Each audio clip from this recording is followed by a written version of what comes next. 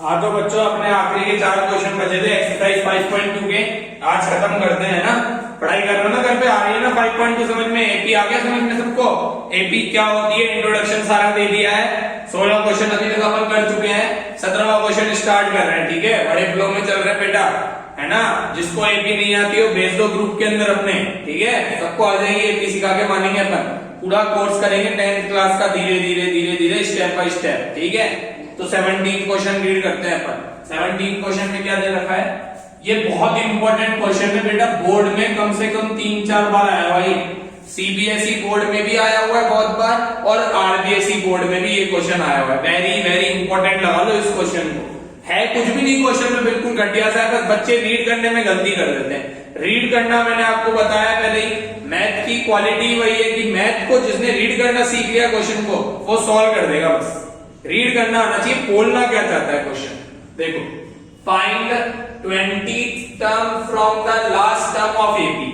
हमें क्या निकालनी है, 20th टर्म निकालनी है from the last term of AP, मतलब पीछे से, लास्ट से।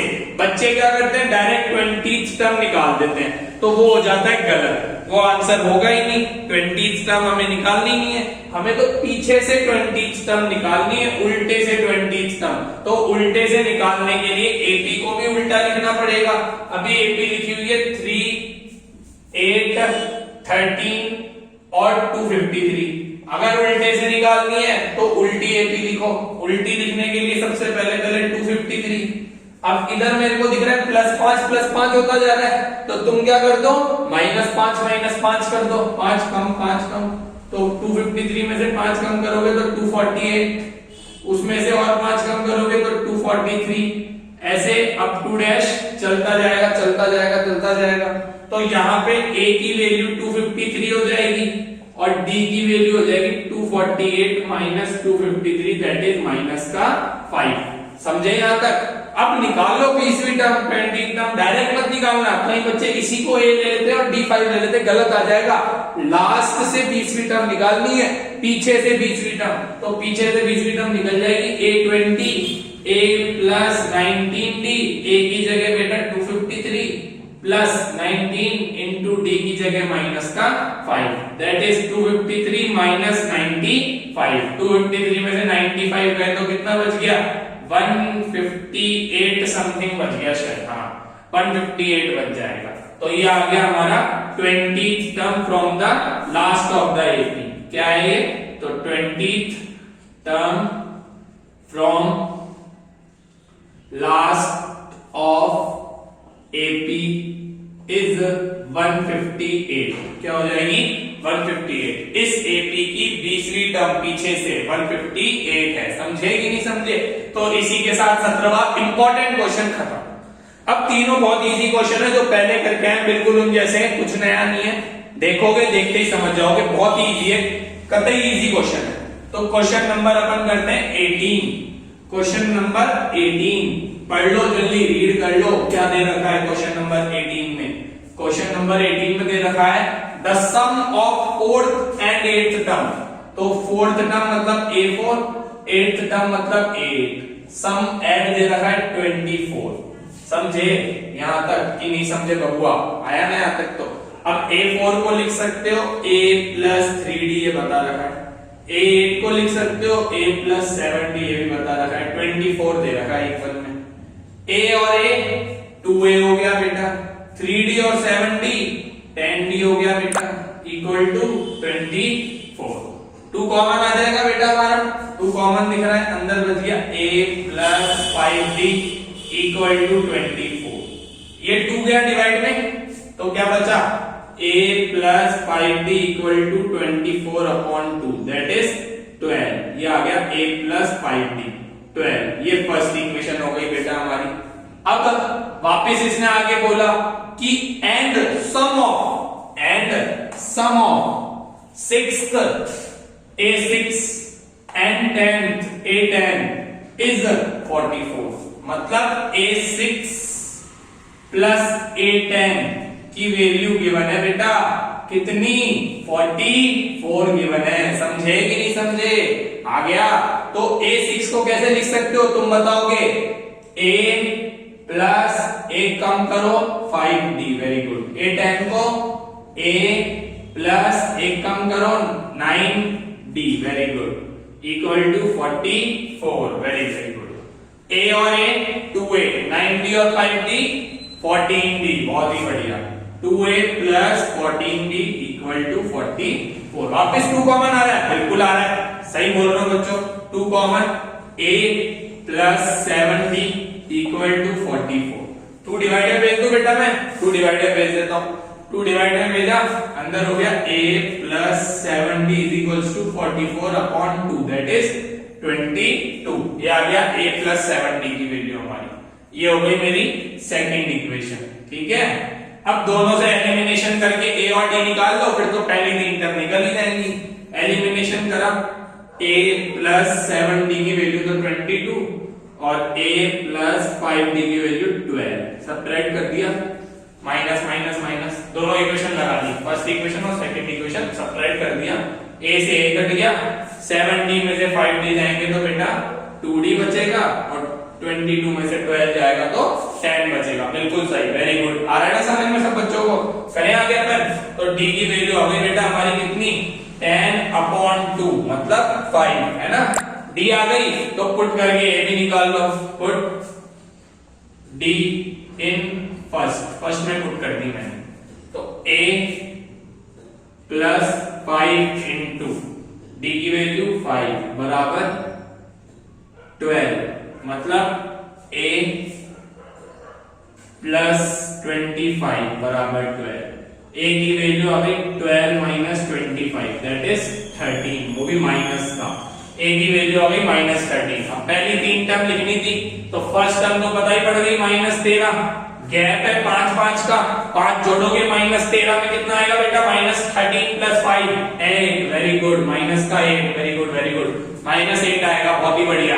उसके बाद प्लस 5 और कर दो तो माइनस का 3 आ जाएगा। हाँ, यही 3 टर्म होगी हमारी जो आंसर होगी, फर्स्ट टर्म, सेकंड टर्म और थर्ड टर्म। 3 टर्म ही निकालनी थी ना, तो 3 टर्म हमने निकाल ली। फाइंड फर्स्ट 3 टर्म बोला था, फर्स्ट 3 टर्म हमने फाइंड कर दी, इजी। अब बाकी तो इतने इजी है, घर से खुद कर सकते हो, बस मेरे को थोड़ा सा हिंट देना है।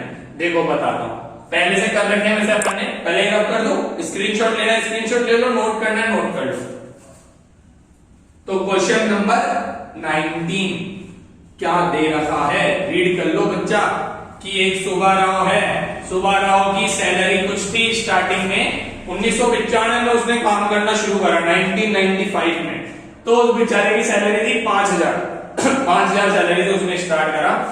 a की वैल्यू 5000, स्टार्टिंग मतलब फर्स्ट टर्म दे दी। उसके बाद 200 रुपए का इंक्रीमेंट हो रहा है हर साल, मतलब डिफरेंस दे दिया, 200 बढ़ता जा रहा है, बढ़ता जा रहा है, बढ़ता जा रहा है। अब बताओ कि उसकी सैलरी 7000 कितने साल बाद हो जाएगी। तो an की वैल्यू दे दी 7000, n की वैल्यू फाइंड करनी है कि कितने साल बाद हो जाएगी। तो an का फॉर्मूला सब जानते हैं, a plus n minus 1 into D, कितना 7000।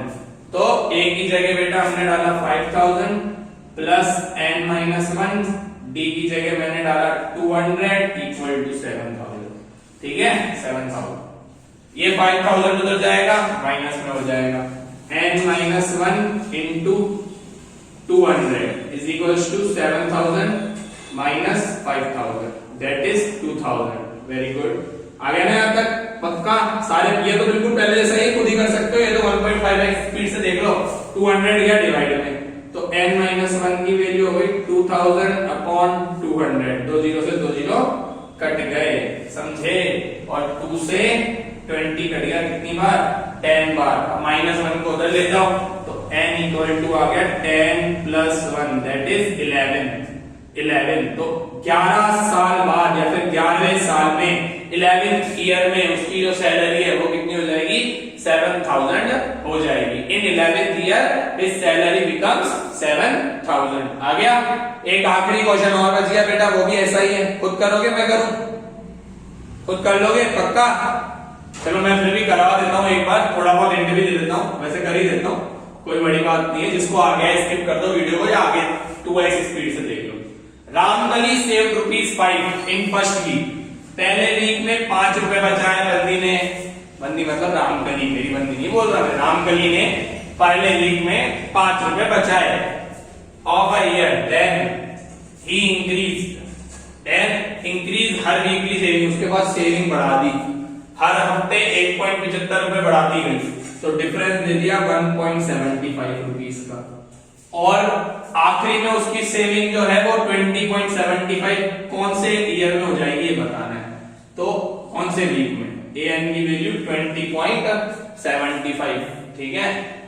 तो an का फॉर्मूला जानते हो, a plus n minus 1 into d equal to 20.75, a की जगह बेटा 5, n माइनस 1, d की जगह 1.75 इक्वल टू 20.75, ठीक है।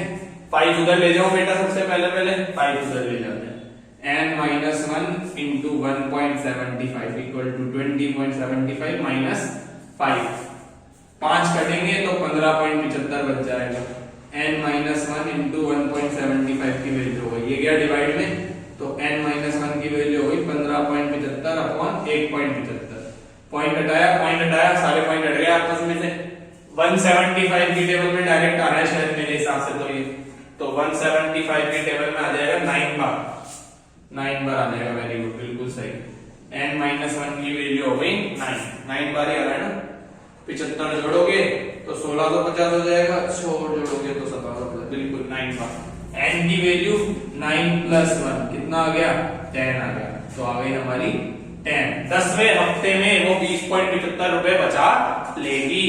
ये हो गया हमारी एक्सरसाइज 5.2 खत्म। आ गई सब बच्चों को समझ में, जहां कोई प्रॉब्लम हो पूछ लेना, ठीक है, स्क्रीनशॉट वगैरह ले लेना, और कोई दिक्कत हो तो हम बैठेंगे तुम्हारे साथ में, ठीक है, तुम्हारे लिए हम यहाँ पे हमेशा मिलेंगे। मैथ जयपुर मैथ्स क्लासेस वाला इंस्टाग्राम पेज है, चाहो तो फॉलो कर लो, प्रॉब्लम वहीं पे पूछ लेना या कमेंट से पूछ लेना।